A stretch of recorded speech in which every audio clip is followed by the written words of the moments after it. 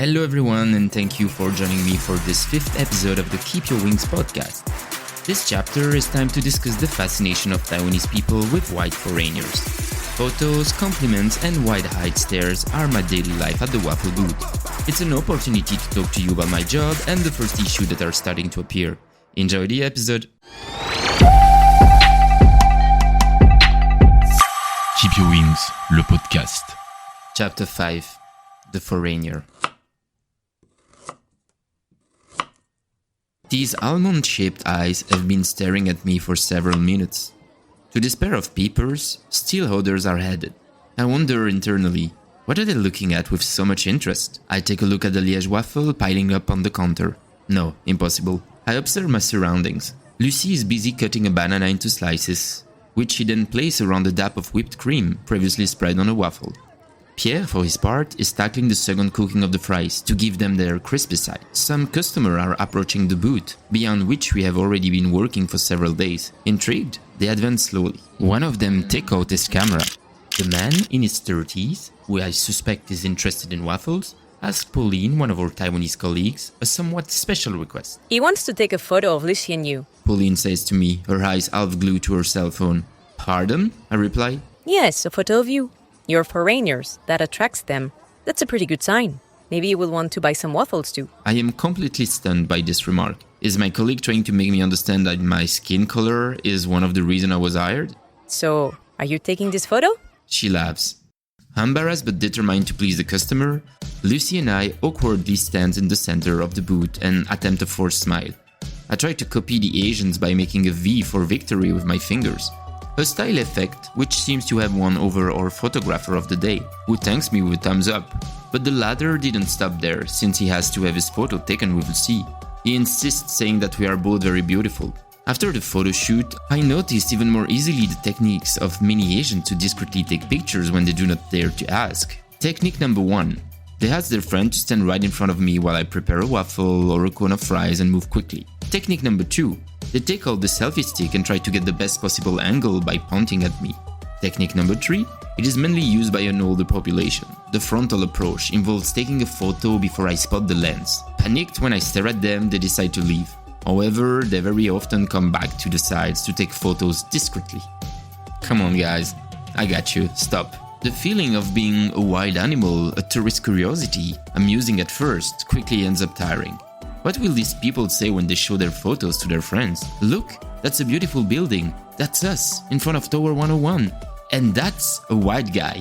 Yeah, there are some in Taiwan, I swear. However, this is not in their natural environment. Incredible, huh? I imagine that some Asian must have those foreigner stickers album to show to their acquaintances. However, I must recognize that without this lunar intervention, time will pass even more slowly. Our expectations regarding working hours with a promising salary, for Taiwan, dare I remind you, are fading more and more. Dominique doesn't understand. The event isn't going very well. It must be said that he is hardly present. He often relegates his order to his right-hand man, Theo, another Belgian with whom I got to know.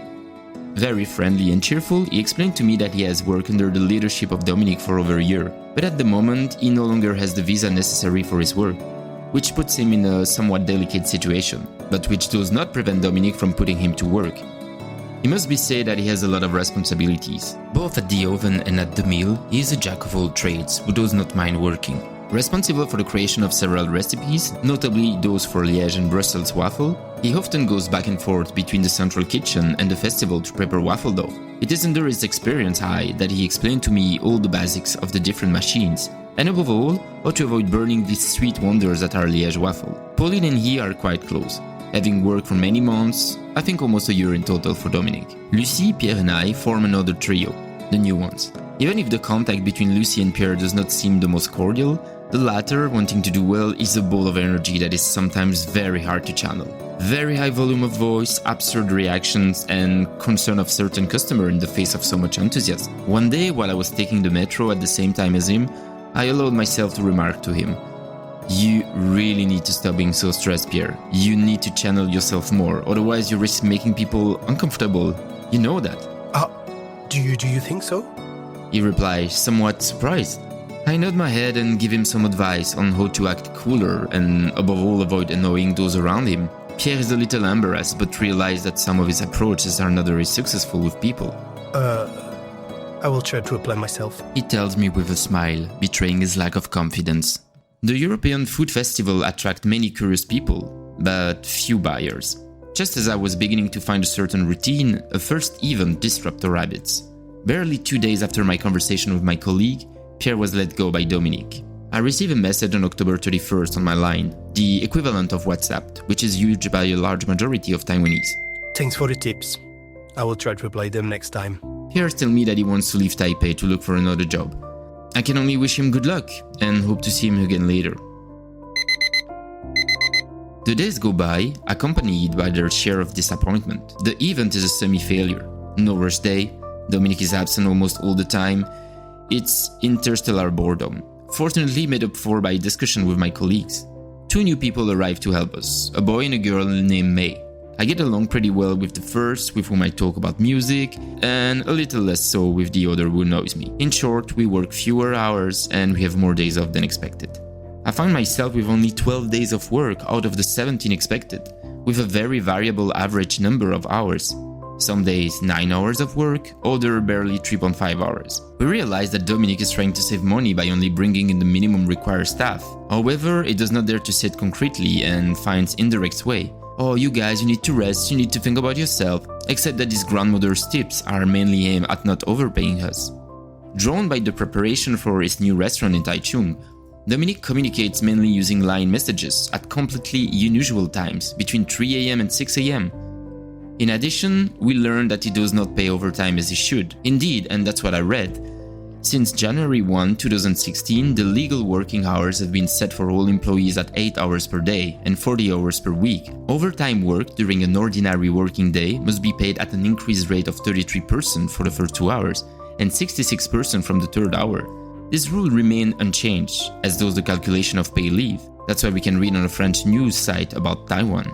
My colleagues talk about hours being paid at the normal hourly rate, which is basically a violation of the law in this area, except that no one signed a contract. A wish of the boss. As the event gradually draws to a close, I receive a very strange phone call from Dominique. Sebastian, are you already at the booth? No, not yet. I'm waiting for the metro. Why? You know Taiwan is very small. There are a lot of people who talk shit. You shouldn't believe them. You, I trust you. I want to continue with you. And I have a lot of events coming up. And I'm going to need your help. You can't let me down on this one. You know how to operate this booth. And I want to give you more responsibilities. I'm surprised. I didn't expect this statement. And at the same time, I wonder what he's talking about. I once again confirm my trust and my commitment, despite my few doubts, and go to my workplace. Behind the booth, Pauline is in the middle of a conversation on the phone.